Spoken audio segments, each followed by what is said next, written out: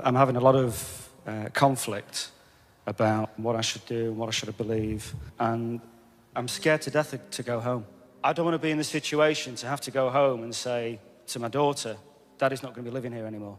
Me and my wife had a big fight, which we still haven't resolved. I spoke to my daughter as well. My daughter's 5.5 years old. She said, "Oh, miss you, Daddy." I said, "Oh, miss you too, darling. Really love you." And then said, "Can I speak to Mummy?" I said, "Oh, miss you." She goes, "Oh." I said, "You missed me? I've been really busy. I want to be with my wife. I love my wife. But we don't have that many things in common. We've got a lot of different things that we value and that we're interested in."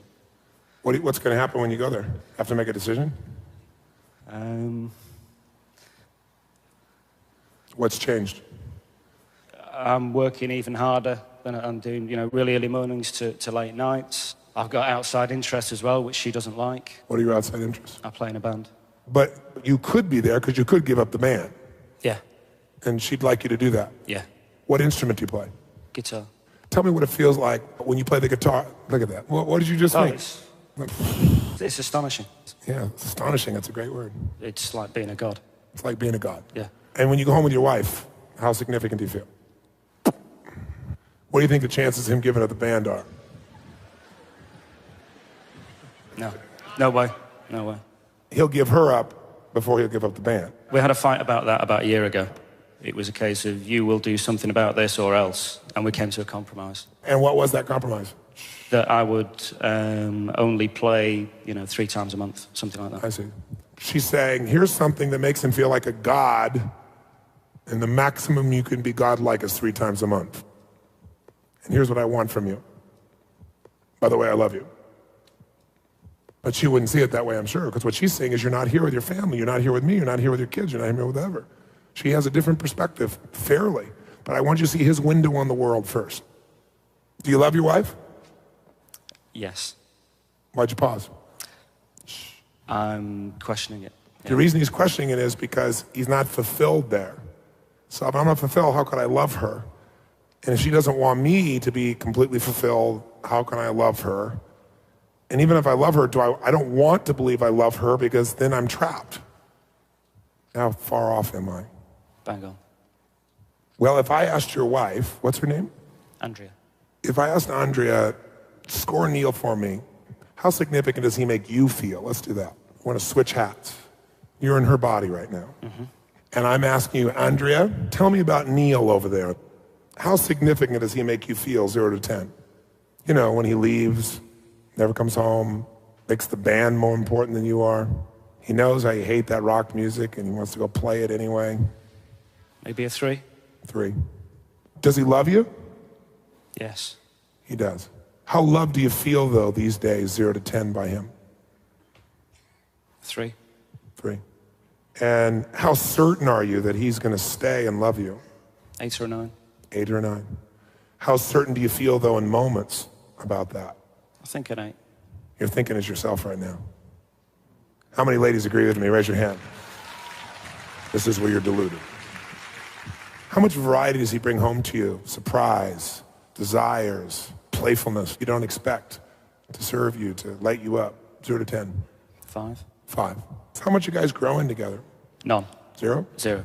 How much do you feel like he's trying to contribute to you? From your perspective, Andrea. Probably a 0. So here's a man who wants to contribute nothing to you. On a 0 to 10 thinks you're a 3 in importance. On a 0 to 10 thinks you're a 3 of love. Give you a 5 of variety, but he's sticking around at an 8. What would you want to do to him, Neil, if you were her? Change him or get rid of him. Well, you're thinking like a man with a get rid of him part. Now, he is the father of your daughter. Are you really going to just get rid of him? No idea. Yes, you do. Is he the source of your security financially? Yes. Are you going to get rid of him? He's the father of your daughter, and he's the source of your survival. Are you going to get rid of him? No.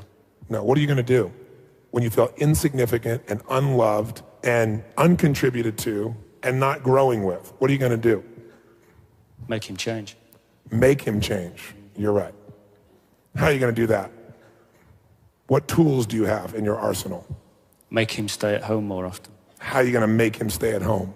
Give him an ultimatum. Give him an ultimatum. What's the ultimatum say?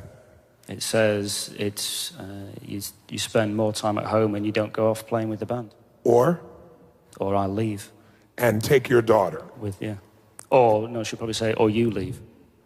And I'll keep your daughter. Yeah. What's her nature? Not when you're frustrated with her, when she's feels herself, not when she's stressed. What's her nature? She's very creative in her own way. You know, she's into art, she paints. She doesn't do it often enough because she always says she's not good enough, even though I say, you know, the stuff you do is fantastic, let's put it up on the wall. You should sell this to a gallery, you should exhibit. Oh, I'm not good enough, I'm not good enough. But that's the female form. Women do that with each other. Oh, yes, you are. No, I'm not. Yes, you are. Oh, no, you're better. No, I'm not better. You're better. That's one downsmanship. She's begging for your attention. Yeah, which I give. I don't know, but she wants so much more. So do you like that nature, that artistic nature? Does that appeal to you? Yeah, I love it. In fact, isn't that part of your nature? If she follows it, but she represses it on herself. No, she's begging for you to be her man and show her the artist inside. She's begging for that. Goals in life. Her goals are to? No idea. I've no idea what her goals are. So you can't leave. You have no clue. You've been too focused on yourself, even though you're a good man. Until you've gone and giving everything you have as a man to fill up those 6 needs with her at 10s, you can't walk away.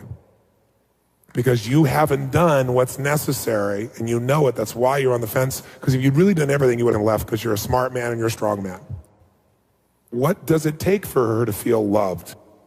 What is she really after in this life? You fill her up so much that she wants to give to you now, and she says, honey, go to the band, go do it twice a week.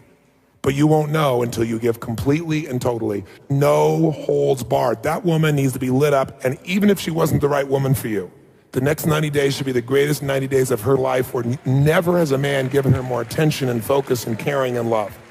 And you tell her after those 90 days, this is what I need, honey. Can we make this work? And you'll know the truth at that point. What do you think? Fantastic plan. But first, fill her up like she's never been filled up, then decide. Give him a hand. Like I was very low on the list of priorities. Even though I would never admit that. But now it's completely switched around. So I just think it's amazing. We have a winner.